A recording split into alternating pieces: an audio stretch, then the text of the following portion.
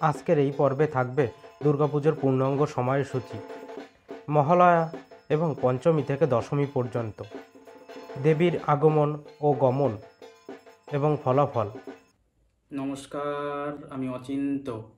চলুন তাহলে সমস্ত কিছু জেনে নিই এই ভিডিওর মাধ্যমে। বাঙালির সবথেকে বড় উৎসব হলো দুর্গাপুজো। তাই এই পুজোর জন্য আমরা গোটা বছর অপেক্ষা করে থাকি। দুর্গাপুজো শুরু হয়ে যায় মহালয়া থেকেই।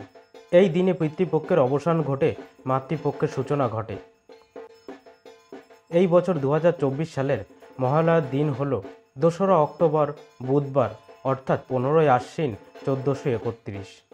এই বছর 2024 সালে অর্থাৎ 1431 বঙ্গাব্দে দেবীর দোলায় আগমন, যার ফল মরক।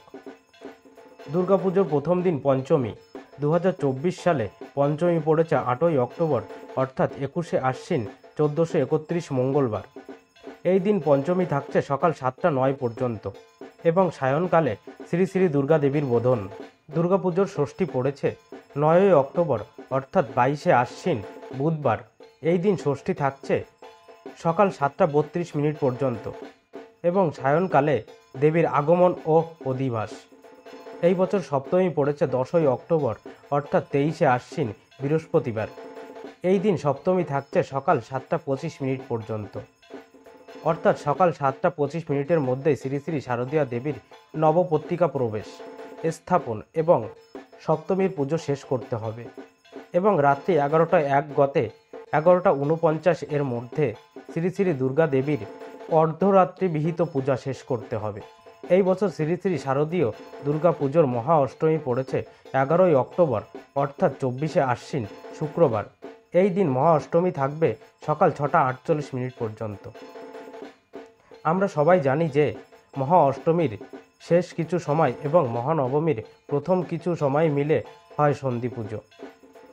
তাই এই বছর সন্ধি পুজোর সময় থাকবে সকাল 6টা 24 থেকে 7টা 12 মধ্যে, অর্থাৎ সকাল 6টা 24 সন্ধি পুজোর আরম্ভ হবে এবং সকাল 6টা 48 বলিদান হবে এবং সকাল 7টা 12 মধ্যে সন্ধি পূজার সমাপন হবে। অষ্টমী চলে আসা মানে পুজোর শেষের ঘণ্টা বেজে যাওয়া। এই বছর মহানবমী এবং দশমী একই দিনে পড়েছে, অর্থাৎ 12ই অক্টোবর 25শে আশ্বিন শনিবার। মহানবমী এবং দশমী উভয়ই।